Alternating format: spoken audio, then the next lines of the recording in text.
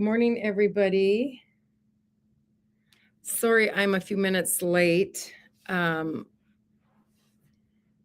Whether wondering about ice was an issue, first of all, and then had a technical issue here, but I'm all good. So good morning to everybody. Thank you for joining our Do It for a Day challenge. Today is day 15, officially halfway there. So welcome for our friends that are watching from so far away across the ocean. Welcome. My lighting issue is not, well, anyway. Yes, okay, we're going to get started. Just a couple things, reminders for you guys. Are you all remembering to do your, good morning, Nancy. Are you all remembering to do your thankfulness, gratitude? Are you writing it down every day? 5 things that you're thankful for.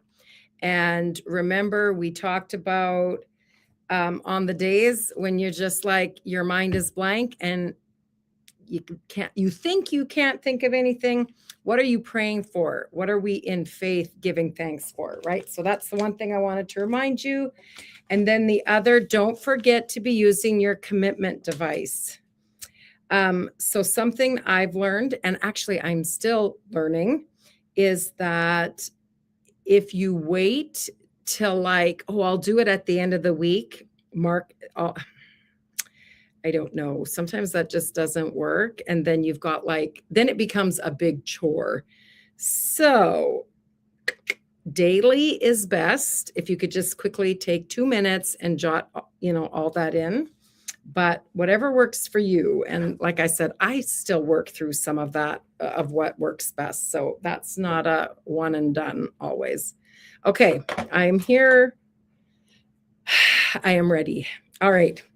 So we are on habit number 2 that we're talking about, and it is Kiss the Wave. And in the Kiss the Wave section of habits, we've talked about Do It Scared.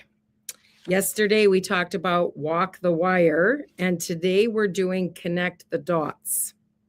Okay, so that's for habit number 2, Kiss the Wave. Prior to that, habit number 1. Oh, what was habit 1?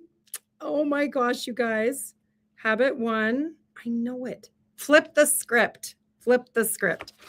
So those are the main things that you want to take notes of, is the main habits. And then if you want to write down the individual days that we do with them, that's fine too. But we did flip the script, right? That inner script that we have going on, sometimes, most times, needs to be flipped. And now we're doing Kiss the Wave, right? And yesterday had to do that in my pajamas. So, all right, today, connect the dots.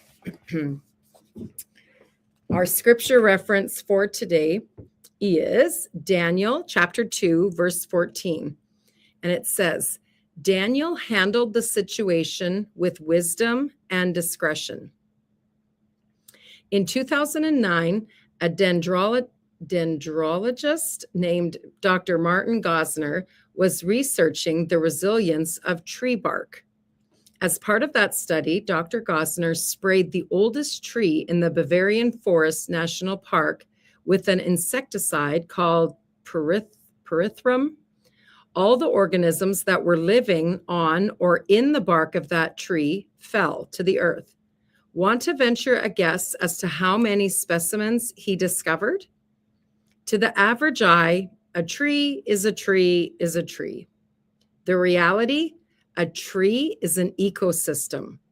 Did you know that trees communicate with one another by releasing chemicals into the air? Super cool. They form community through their root systems, a wood wide web. And not only do they feed microorganisms in the soil that surrounds their trunks, but they also turn carbon dioxide into the oxygen that you and I breathe. Dr. Gosner collected 2,041 insects, animals, and other organisms belonging to 257 species. A tree, you see, is not just a tree. It's an ecosystem unto itself, and so are you. I try to live and lead by a simple mantra: always think ecosystem. Every decision you make, every action you take has a domino effect in 100 directions. Habit formation is connecting the dots by identifying, by identifying prompts, patterns, and prizes. It's seeing the forest through the trees, pun intended. Hold that thought. A few years ago, I had the privilege of attending the Welcome Conference in New York City. It was a gathering of professionals who eat, sleep, and breathe hospitality. Wow, that would be a great conference. Mom, you need to go. Well, actually, you don't need to go. You could probably lead it. Lots of chefs and restaurateurs, and I'm guessing one pastor. One of the speakers was farm-to-table trailblazer Dan Barber. He founded Blue Hill at Stone Barns, made famous by Chef's Table Season 1. Barber told a story that is almost on par with the parables. The French chef Alain Ducasse is the Michael Jordan of chefs. The first chef to own restaurants with 3 Michelin stars in 3 cities, Ducasse heard about Blue Star at Stone Barns and decided to pay a visit. Dan Barber was incredibly flattered and more than a little anxious. What do you serve your culinary hero for breakfast? Blue Hill has an all-pasture dairy, which means the cows don't get any grain. Barber decided to go old school and show off his butter by serving it on some freshly baked bread. Ducasse ate awfully slow, and he didn't say a single word. At one point, he took off his glasses and closed his eyes. Dan Barber was dying a slow death the entire time. Does he like it? Does he not like it? When Ducasse finally finished, he told Barber it was great, but Dan Barber wasn't buying what Alain Ducasse was selling. He said great, but he didn't mean great. So Barber asked a bold question. Mr. Ducasse, how could the butter be better? Ducasse answered his question with a question. Has it been raining often at Blue Hill Farm? Ducasse had no way of knowing, having just gotten off a plane from Japan. But Hurricane Irene had just hit the East Coast, resulting in record rainfall. Alain Ducasse could taste the weather. The butter was washed out. Wow. As Ducasse was about to leave, he turned around and asked another question. Was the butter churned by hand or made in an electric mixer? Barber was a little insulted. Blue Hill would never use an electric mixer. It ruins the viscosity by whipping in too much air. Then Ducasse posed one final question. The butter that I ate, was it from cows near the barn or far away? Barber told him that they pasture their cows near the barn, and that was that. A few days after his visit to Blue Hill, Barber was in the pastry kitchen when he caught an intern churning butter with, you guessed it, an electric mixer. Chef, she innocently exclaimed, I can make the butter much faster in a mixer. Not only could Ducasse taste the weather, but he could also taste the mixer. But wait, there's more. A week later, Barber was looking out on the pastures around Blue Hill, and he couldn't see any cows. He asked a farmhand where they were. Well, I'm trying an experiment, said the farmhand. I'm pasturing the cows in field 7, the field furthest away from the barn. When Barber asked why, the farmhand said, it's full of weeds. It's humbling to think about what he could taste intuitively, said Barber. Alain Ducasse could taste the rain, the electric mixer, and the weeds in Field 7. Kissing the wave is seeing past the surface of the situations we find ourselves in. It's connecting the dots a little differently. How? By asking questions, by divergent thinking, by looking for interrelationships, by contemplating unintended consequences, by considering cause and effect, by identifying what's happening in Field 7. In 6th century BC, King Nebuchadnezzar and the Babylonian army laid siege to the city of Jerusalem. They broke through the wall, plundered the temple, and took captives from the creative class and upper class back to Babylon. Among them was a teenager named Daniel, who would rise to power by unconventional means. Daniel spent 3 years learning the language and literature of the Chaldeans. After learning their language, he flipped the script with a rather unique anointing. Daniel had the ability to solve impossible problems supernaturally. Daniel was a solutionary. A problem cannot be solved, said Albert Einstein, from the same level of consciousness that created it. Let's read that again. A problem cannot be solved from the same level of consciousness that created it. That's when, where, and why we need prophetic imagination. When Arioch, the commander of the king's guard, had gone out to put to death the wise men of Babylon, Daniel spoke to him with wisdom and tact. The Hebrew word tact means taste. Think, I don't know what this word is. Think sommelier? Sommelier? Did you know that 80% of wine's taste comes from its aroma? What? 80% of a wine's taste comes from its aroma. A well-trained sommelier, okay, see, I didn't know that that's what that person was, can taste the tannin, the element that adds texture, complexity, and balance. He can taste the soil, the altitude, the age, and the weather too. The prophet Daniel was an expert at ecosystems. His ability to perceive things beyond his 5 senses is almost unparalleled. Yes, he was highly educated, but the X factor, the it factor, is something called prophetic imagination. It's seeing the invisible, hearing the inaudible, and perceiving the impossible. We think of prophets as people who have supernatural foresight, and that's certainly one dimension of prophetic imagination. It's seeing further than others see. It's seeing before others see. That said, 2 other dimensions are less recognized but equally important. The second dimension is supernatural insight. It's seeing past presenting problems and recognizing root causes. It's identifying unintended consequences before they happen. It's seeing the way different parts of an ecosystem affect one another. It's tasting the weather, the mixer, and the weeds in Field 7. This is critical when it comes to hacking habits. It's hard to interrupt the pattern if you don't see it. So he's talking about bad habits, right? The third dimension of prophetic imagination is supernatural hindsight. It's making sense of who, what, when, where, why, and how. You cannot connect the dots looking forward, said Steve Jobs in his now famous commencement address at Stanford University.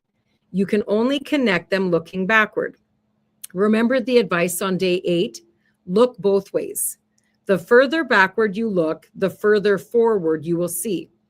In decisive hours of history, said the Jewish theologian Abraham Heschel, it dawns upon us that we would not trade certain lines in the book of Isaiah for the 7 wonders of the world.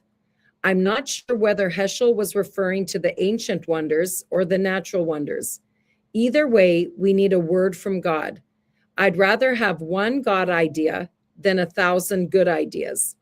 Good ideas are good, but God ideas change the course of history.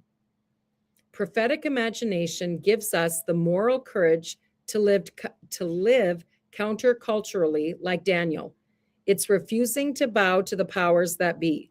It's speaking truth to power, creatively and lovingly. It's exegesis of our lives from a divine perspective. The task is reframing, said Walter Brueggemann, so we can re-experience the social realities that are right in front of us from a different angle. But prophetic imagination is not just sanctified explanations, it's sanctified expectations. In the spring of 1884, the French artist Georges Seurat began painting a Sunday on Le Grand Jatte. That painting, 7 feet tall and 10 feet wide, 7 feet tall and 10 feet wide, hangs in the Art Institute of Chicago. In the late 19th century, Impressionism was in vogue. Seurat broke with tradition and used a novel technique called pointillism. Instead of painting with brush strokes, he employed different colored dots. If you stand a few inches from magnum opus, it's anything but art. You're too close to see it for what it is. It looks like a hodgepodge of dots. The same could be said of the circumstances that you find yourself in right now. But if you back up, the dots form a masterpiece. If you stand at the right distance and stare long enough, you'll feel like a Parisian in a park on the banks of the River Seine. Life is like that painting, isn't it? It's awfully easy to lose perspective if you're too close to it. You need to zoom out. You need to widen your aperture. Then and only then will you see the meta-narrative God is writing. How did David defeat a giant named Goliath? He cultivated a compensatory skill with his slingshot, which involved lots of deliberate practice. But even more impressive than his skill set was his mindset. David was mentally tough. He connected the dots between what God had done and what he was about to do. The Lord who delivered me from the paw of the lion and from the paw of the bear will deliver me from the hand of this Philistine. David looks back at God's past tense providence and connects the dots with present tense circumstances, and it produces faith for future tense challenges. The lions and bears were like preseason games, preparing David to play the giants. Testimony is prophecy. If God did it before, he can do it again. Our future tense faith is grounded in God's past tense faithfulness. I like that. Our future tense faith is grounded in God's past tense faithfulness. That is where holy confidence comes from. We live at the intersection of two theologies, two realities. The faithfulness of God is pursuing us from the past. The sovereignty of God is setting us up for the future. We live at the intersection of so far, so God, and the best is yet to come. So how do I make it a habit? Always think ecosystem. Sir Richard Branson, the serial entrepreneur, lives by a simple maxim: A, B, C, D, always be connecting the dots. Always A, B, connecting C, D, dots. Always be connecting the dots. A, B, C, D. You connect the dots by asking the question, what have you come to teach me? Ask it of every person you meet. Ask it of every situation you find yourself in. If you take a learning posture toward life, it will teach you lessons you can't learn any other way. Can I make one more recommendation? Keep a journal to record those lessons. Surprise, surprise. When I meet with people, I always try to have my journal handy. Why? I have something to learn from them, and if I don't write it down, the lesson will be lost on me. Many years ago, Dr. Catherine Cox did a thorough study of 3,000 biographical sources, researching 301 of history's greatest geniuses. Along with assessing 67 character traits, she retroactively gave them an IQ grade. She also discovered one common denominator among them. All of them recorded their thoughts and feelings, their ideas and insights, their observations and reflections in a journal of one kind or another. A gratitude journal connects the dots between blessings, turning moments into memories. A dream journal connects the dots between experiences, marking your trail. A prayer journal connects the dots between cause and effect and ensures that you give God the glory when he answers those prayers. ABCD, always be connecting the dots, is the difference between learning from our mistakes and repeating them. It's the way we explain our experiences. Great leaders connect the dots a little differently, a little better. If you want to break a habit cycle or make a new one, you have to connect the dots between prompt, pattern, and prize. That takes no small measure of prophetic imagination. Connect the dots. Wow, that was a good chapter today, wasn't it? I love the ecosystem idea. That is amazing. Wow. Whew, there's just always a load in here, isn't there? ABCD, always be connecting the dots. That is amazing. I love it. Daniel handled the situation with wisdom and discretion. That's good too, isn't it? Wow. Okay. That was a great day today. Tomorrow we start a new habit called Eat the Frog. Okay. So that'll be our third habit that we're diving into. Let me see. Hi, Pastor Joseph. Good to see you made it on here this morning. Awesome. And a big welcome to those, my replayers, those that are catching this on the replay. Love you guys too. Praying for all of you as we're learning to break some of the bad habits that we have in our life that aren't serving us, right? That really is the truth. They're not serving us, and we need to connect the dots, right? And not repeat, just like he said. We don't want to do that. So we are halfway there of just this 30-day challenge, and believing that it's going to, all the habits, all the things that we're learning, right? The habit of, what was number 1? Not kiss the wave. Kiss the wave is 2. Oh, flip the script. Flip the script is the first habit. So I hope we never forget that, right? That internal thing that we got going on, and kiss the wave. So those are the things we want to make sure we take way past these 30 days. All right. That's the end of day 15. I will see you guys tomorrow, same time, same place for day 16. Have a great day, everybody.